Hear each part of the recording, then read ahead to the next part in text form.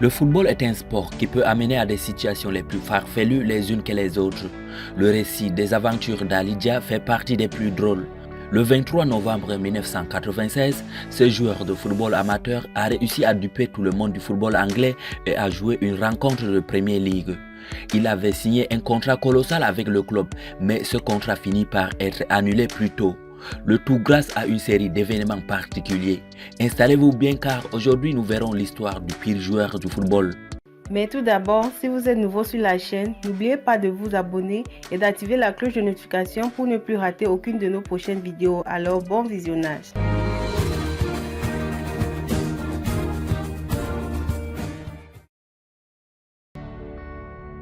Nous sommes en novembre 1996. Southampton, club du sud de l'Angleterre, est en difficulté dans les championnats de Premier League. Graham Souness, l'ancienne légende du Liverpool, est alors entraîneur.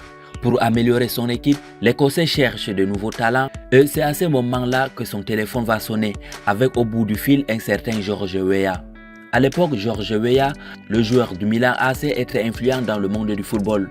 Le Libérien cartonne en Italie et a obtenu la plus belle récompense qu'il existait pour un footballeur, le Ballon d'Or 1995. George Weah parle à l'entraîneur d'un bon joueur, son cousin Ali Dia.